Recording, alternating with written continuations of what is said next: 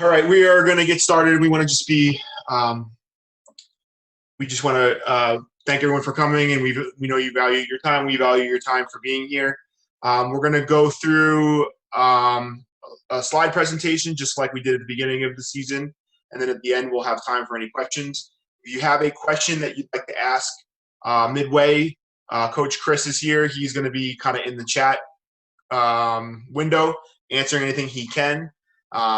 And then we'll go from there if you have any questions about this. So today is January 14th. Our season is slated to end in just a little over a month and 2 weeks here. So we know a lot of people have been asking, is there going to be more volleyball? Can we have more volleyball? And we're going to go over our overview of our plan here to see if we can get the boys and girls to stay on the court.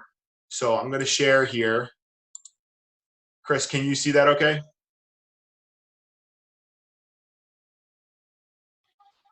Yeah, you're good. I mean, as usual, I'm sure my mic isn't working, but you're good to go. No, Mike sounds good. And I think we are recording for people who can't be here too. So, all right. So the extended season, 2021, is going to start right at the conclusion of the current season that we're in. So technically, we're in the same club year. So if this was a normal year, the club season I think ends sometime in the summer. Most clubs on Long Island will end anywhere between April, May. Some might go a little later. Our club, we kind of always keep it to around 6 months or so. That's kind of how we roll with Long Island Surge. So this season, because of COVID and because they had announced early on that there would be no fall high school sports on Long Island, we changed our dates of the season. We started earlier, which would normally be in the high school volleyball season. Started around mid-October, and we ended a month earlier.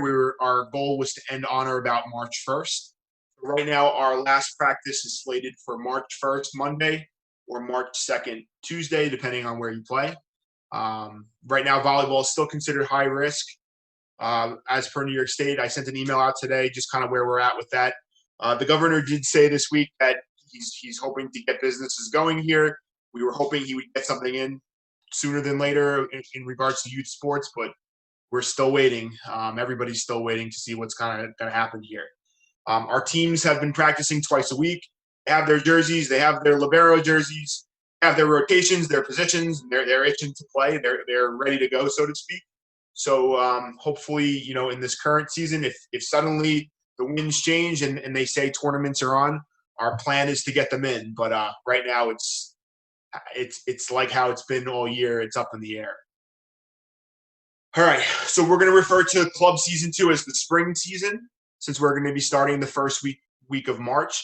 Our expected start date is going to be Wednesday, March 3rd. So really no downtime between the two. We're going to go right into it. We are going to have practices Monday and Wednesday night at LIU.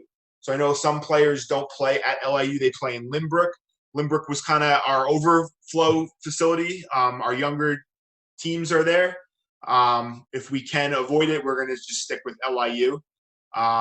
Typically, how we program practices, older teams go from 8 to 9:30, and younger teams would be 6:30 to 8. If both of those, for whatever reason, were to fill, with people staying, with the program, we would go from 5 to 6:30 with the youngest teams, probably our middle school age teams. And then should that fill like it did this year, we would look for an alternate location like Lynbrook. But LIU is going to be our home base moving forward, and we're going to fill that first before we go on to any other location. The practice times that for this upcoming season may not be the same as the current season. But it's all going to come down to who's coming back, how many people are coming back, and where we can kind of slide everybody. But we can tell you it will be Monday and Wednesday night. So got some emails about this. What's going on with the high schools? What's going on with BOCES? What's going on with high school volleyball, varsity JV? So we don't know. Nobody knows. They're waiting on word from the governor just like everybody else. I know with basketball was considered high risk. They postponed technically basketball. Basketball was supposed to start January 1st. They postponed it, meaning it's not canceled, so to speak. They just are not running it when they said they were going to run it. So right now, March 1st is the anticipated start date for high school varsity volleyball for both boys and girls. We at Surge are not sure. We're going to plan this spring season as if it's not happening. So again, we don't know. We don't have any inside information. It could end up happening. But what we didn't want to do is have nothing ready to go if suddenly they cancel or postpone high school volleyball, and now we have 200 players that still want to play and have nowhere to play. So we are planning under that assumption that high school ball is not going to run. I just moved that, sorry. If you sign up and you register and you say you want to participate in this, and then high school ball happens and you realize you can't do both because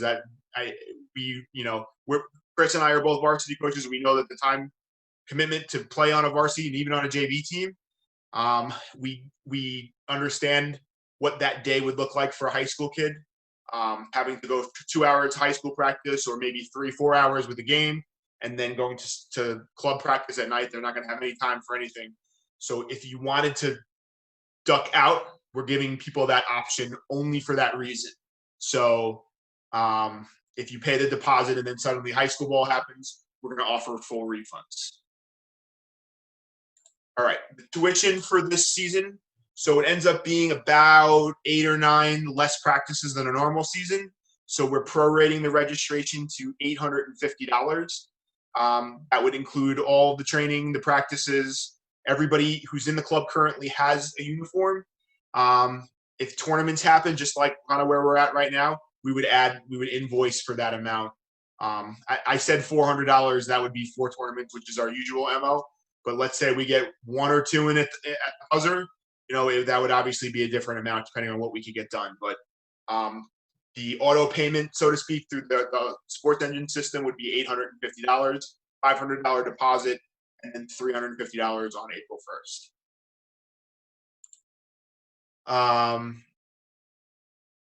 Uniforms and coaches, players will have the same. They have their uniforms. If whatever happens in, let's say that people aren't on the exact same teams and we have duplicate numbers, Chris and I will swap out those numbers for you. Coaches might be the same, might be different. We sent out a survey to our coaches saying who's available for this. And the feedback we got from them was like 90% said they were in.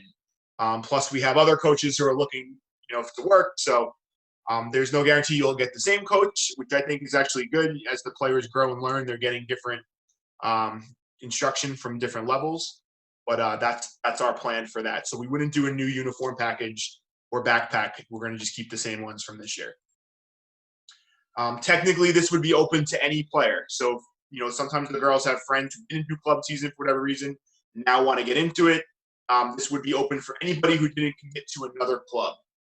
So if they play Cali or one of those, they can't play us also. But if they're not doing any club, technically that will be open. We're going to post the tryout information. So if you know anybody who might be interested in participating, please just send them our way and we'll get them a tryout. Those players can't just be placed. They have to try out. So we're not going to, tell anybody that they're guaranteed any team. Players who we don't know, especially, we need to watch them play and make sure they're a good fit for the team. All right. Our priority is going to be to make sure teams run. So, we're offering this to everybody. I'm not sure how many people are participating or waiting for the video to be posted online, but we have to fill teams. That means we need enough to run on a court should there be a tournament. So let's say half of a team, an older team, doesn't come back. We're going to pull from our current pool of players to fill in spots on that higher team. So players might be asked to play up or on higher ability teams should we need those positions. We're going to make those decisions on coach input. So both coaches of both teams, Chris and myself, we're going to ask coaches, hey, who's in this position? What player do you have that can fill this role? And then we're going to go from there. The way we would field teams for this, because we can't just say, all right, every team is back. We may not have enough to run teams, and then people are going to be out of luck. We're going to do a bid process, which is very similar to the fall. We're going to start with the oldest and highest ability teams and work our way down. We're going to give you a deadline to respond, like, hey, do you want to play in the spring? This is your deadline to tell us if you're coming back or not.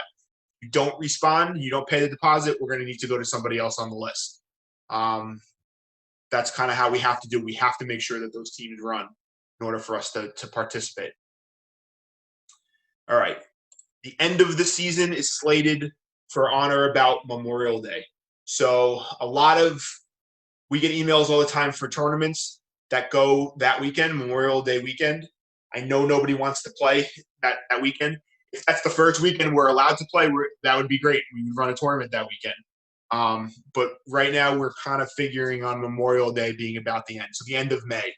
If we don't have a Memorial Day weekend tournament, the last practice will be Monday, May 24th. So it works out to about 21, 22 practices. We don't practice over spring break, just like February break. Technically, the weekends around it would be open for tournaments, but the weekdays that would fall under that holiday school break, we're not going to have practice. So that's our plan. It's kind of contingent, I know, on the high school season. I know a lot of people want to play. I know some people are probably going to ask about spring sports like the softball, lacrosse, can't think of anything else, track people that usually play that spring sport. In Nassau County, the start date for that is going to be April 26th. That's when that would start. So there would only be a handful of practices pretty much in May that there would be overlap for that. We would run volleyball with Surge during the spring season. We usually do that on a normal year when the guys and girls are playing track or lacrosse or softball or baseball. We're kind of going, we end kind of as that's beginning, and that would be the same thing for this part too. So that's our game plan. Now we're going to open it up to any questions. Chris, I'm not sure if people have been typing. I'm going to stop sharing my screen here. And yeah, Rob, there was a couple. A lot of them you covered, so they were just like a little like right before you said them. When the end of the season would be, if there were going to be tryouts for Surge. I said there's no tryouts for Surge players, just for players from outside the program. Yes. Another parent asked if could the player move to a different team? I think you said it, but it would just be a movement up. So it would not be like if you're a 15 twos player, you wouldn't be moved to 15 threes. You would either be 15 twos again, or you'd be 15 ones. And that depends on the players that come back. There's no way to give a definitive answer on who's going where until we have people signed up and know that they're ready to play and can start compiling teams.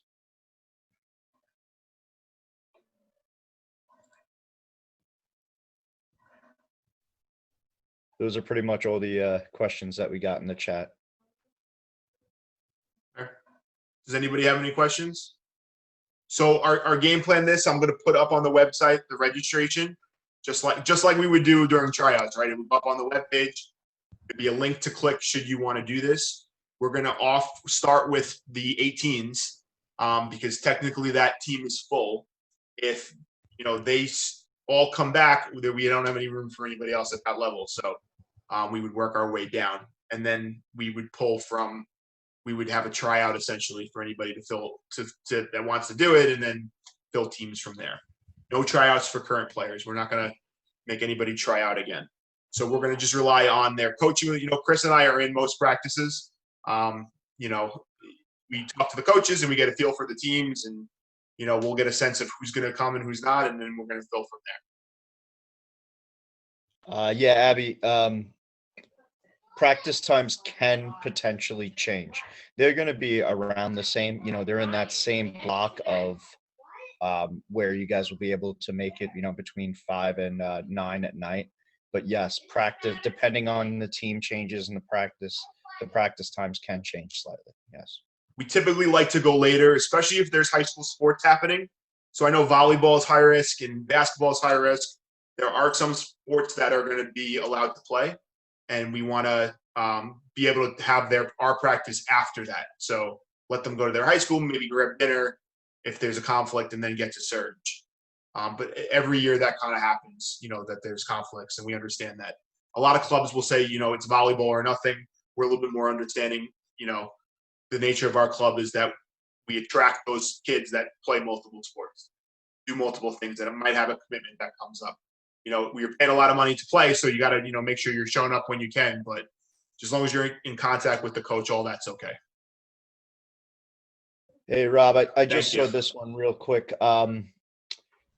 What about a deadline to register for this season? I wasn't sure of that date. I didn't want to Yeah. speak. So we're going to start it we'll probably post tryout sometime end of January here, early February. And then I'll be in touch through email. It's going to be a rolling registration deadline. So you're going to get a bid like, hey, this is Rob. We have this extended season. Do you want to do this? Here's the registration link for this team. And I basically will offer what team it will be. And like Chris said, it's either going to be the same team you're on or possibly up higher, depending on who doesn't come back.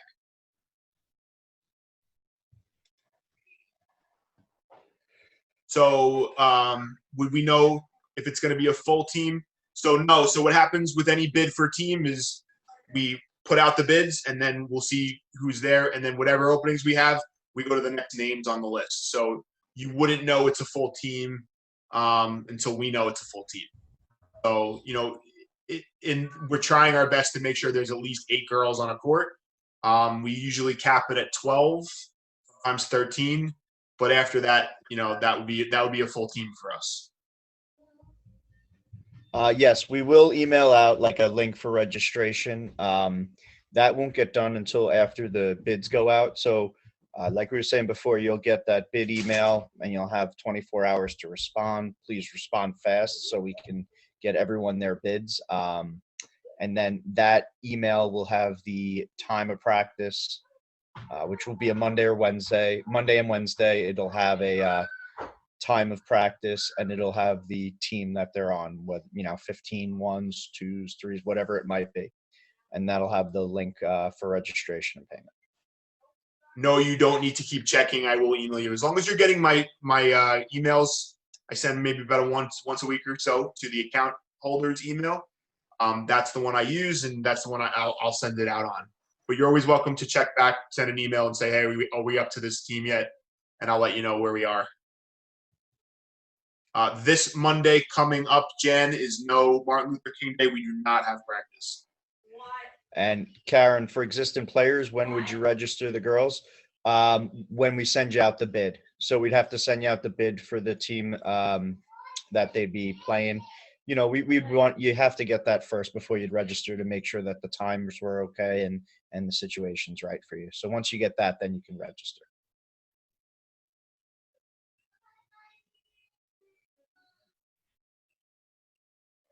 Yep. Same as like we do in the normal, the beginning of the season. You get the bid, and then you make a decision from there. Exactly.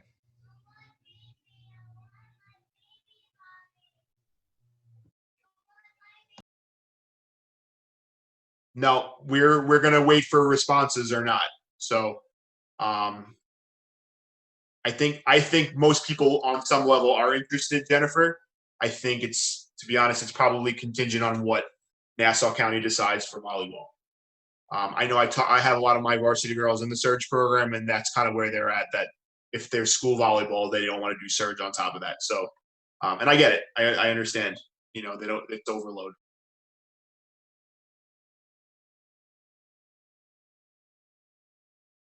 Yeah, we all know that having a compressed high school season and then having a club season at the same time, some clubs might do that, but I don't know if that's going to be awesome, be best for everybody. I think that might be a little too much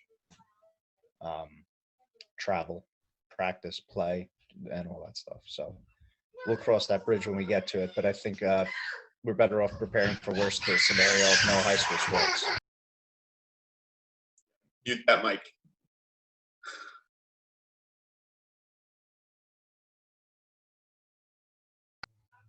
Things are going great here.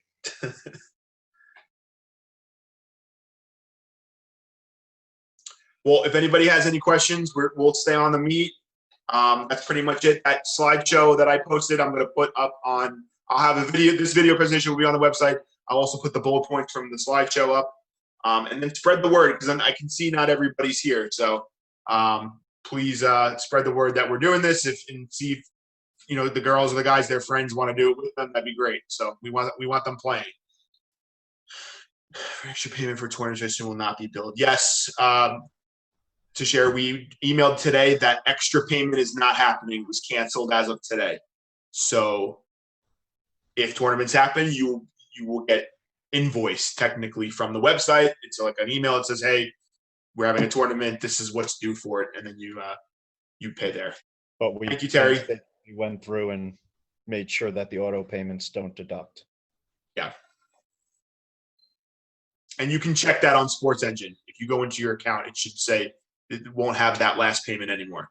You're welcome. Our pleasure. Thank you guys for all coming. Our pleasure. Thank you. Yep. Thanks, guys. Thank you.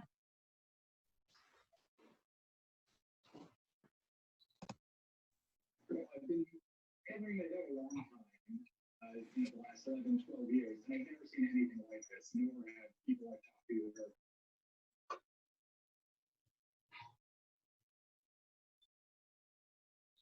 Our pleasure. Thank you. Oh, soccer. Oh, man. Okay. I get it.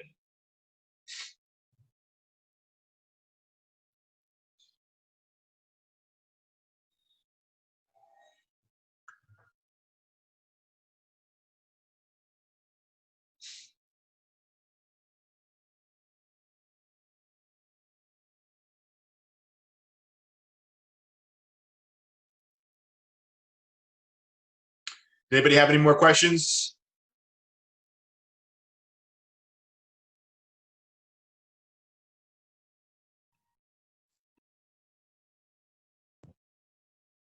All right. Great job tonight, Rob. Why don't you take the rest of the meeting off? I got it from here. All right, sir. You have a good night. Call me if you need me, all right? Okay, later. All right. We'll see you guys. Thanks so much.